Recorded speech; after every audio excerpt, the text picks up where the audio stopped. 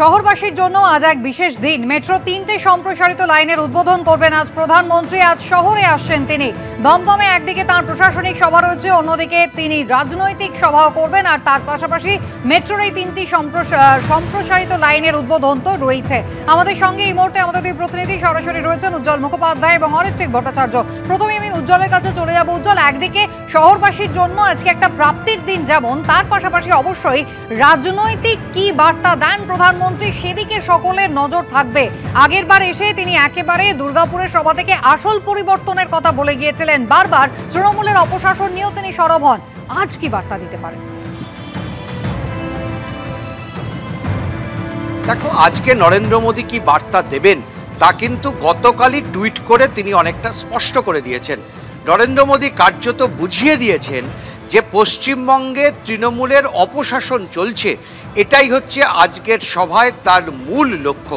অর্থাৎ নারী নির্যাতন থেকে শুরু করে এই মুহূর্তে রাজ্যের আইন শৃঙ্খলা পরিস্থিতি, এই প্রসঙ্গ যে নরেন্দ্র মোদীর বক্তব্যে উঠে আসবে তাতে কোনো সন্দেহ নেই।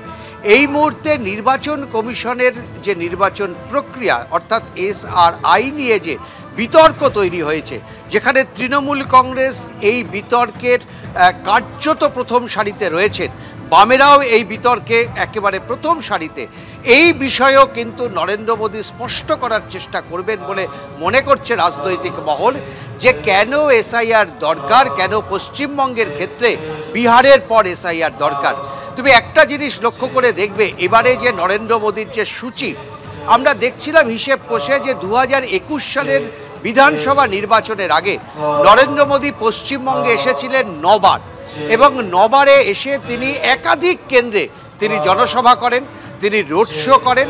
এক একটা দিন তিনি 3টে-4টে পর্যন্ত সভা করেছেন এবং বিস্তর প্রতিশ্রুতি ছিল সেই প্রত্যেকটা সভাতে। 2024 সালের লোকসভা নির্বাচনের আগে নরেন্দ্র মোদী পশ্চিমবঙ্গে এসেছিলেন 4 বার এবং সেখানেও কিন্তু একাধিক লোকসভা কেন্দ্রে তিনি সভা করেছেন এবং তার সঙ্গে অবশ্যই কেন্দ্রীয় সরকারের প্রতিশ্রুতি ছিল। এবার কিন্তু কৌশল বেশ কিছুটা বদল করেছে বিজেপি। তুমি দেখতে পাচ্ছ গত 2 মাসের মধ্যে 3 বার নরেন্দ্র মোদীর পশ্চিমবঙ্গ সফর হয়ে গেল এবং প্রত্যেকটা সফরেই কিন্তু একদিকে যেমন সরকারি কর্মসূচি থাকছে অর্থাৎ ঘোষণা, আজকে যেমন মেট্রো রেলের বেশ কিছু লাইনের সম্প্রসারণের কথা তিনি ঘোষণা করবেন এবং মেট্রো চালুর কথা তিনি ঘোষণা করবেন। অর্থাৎ একদিকে সরকারি ঘোষণা আর অন্যদিকে হচ্ছে জনসভা। একই ছাতার তলায় দাঁড়িয়ে একদিকে সরকারি কর্মসূচি, অন্যদিকে জনসভা। এই কৌশলটা সামনে রেখেই কিন্তু এগোচ্ছে বিজেপি নেতৃত্ব। কারণ অনেকেই মনে করেন বা রাজনৈতিক মহলের রাজনৈতিক বিশ্লেষকরা মনে করেন যে নির্বাচনী জনসভার সময় দাঁড়িয়ে একজন মন্ত্রী তিনি যে প্রতিশ্রুতি দেন সেটা প্রতিশ্রুতিই থাকে, মানুষের কাছে তার বিশ্বাসযোগ্যতা অনেকটাই কম।